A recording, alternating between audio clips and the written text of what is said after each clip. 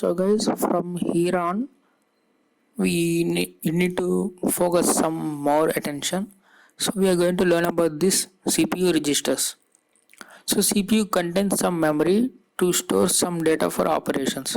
So why do we need a registers, especially in the CPU? Means getting the value from the disk or from memory is very time consuming. Suppose you have the file in the hard disk or in memory, and you need to access those contents, so it takes little bit time for one time operation. So if there are so many operations like those, it will take very time to perform those operations.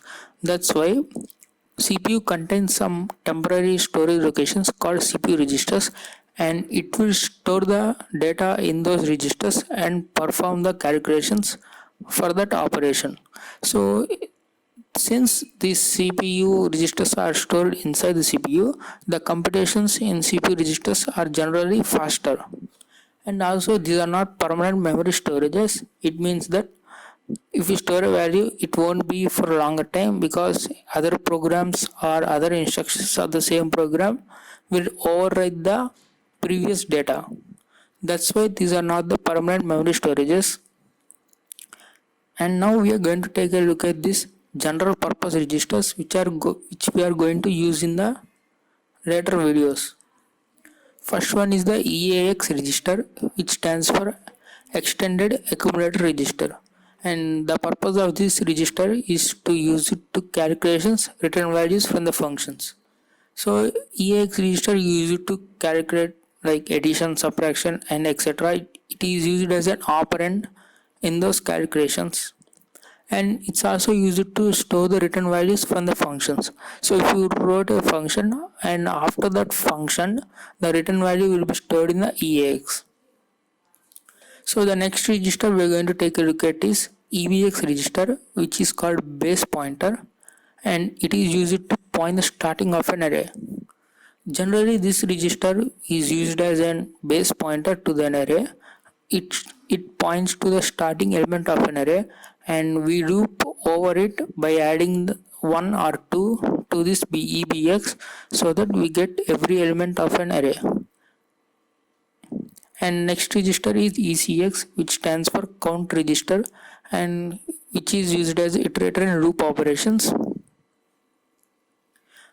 We generally know for loop, while loop, we use I as an iterator for I in some loop, and in the same way in assembly we use ECX, and EDX register used for IO and normal operations, and it is also used for storing the higher bits of a result when there is an overflow of numbers.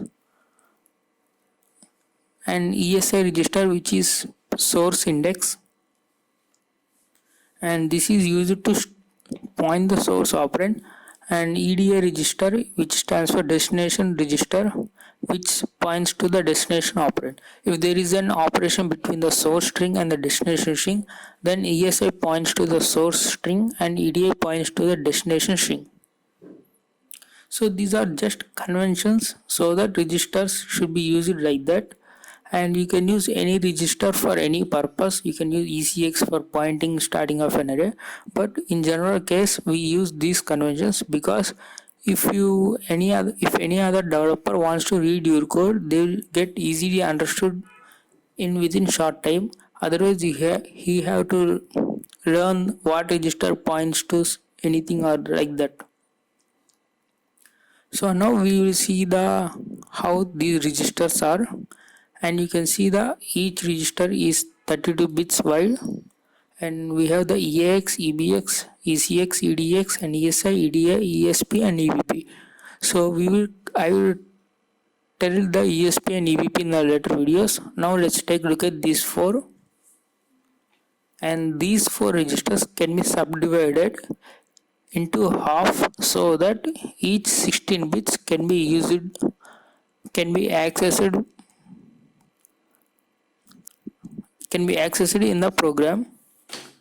Now EAX is divided into the half.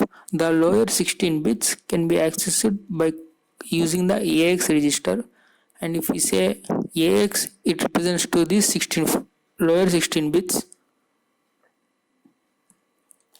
and these 16 bits are further divided into AH and AL, which stands for accumulator higher and accumulator lower, and in the same way EBX, ECX, EDX, but these ESI, EDI are not divided. We cannot access like 16 bits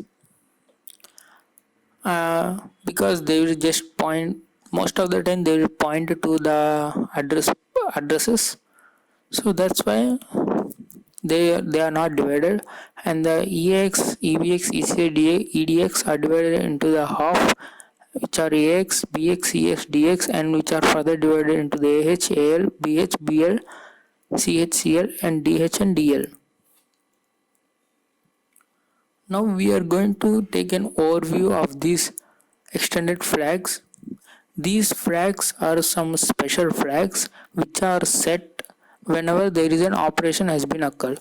So when there is an addition takes place with a carry, and then carry flag is set. When a subtraction takes place so that there is a 0 in the result, then 0 flag is set. In the same way, overflow flag and direction flag, all these flags are set after the operation has been completed, and the result, based on the result, these flags are set. And we will be discussing about these flags in the practical examples.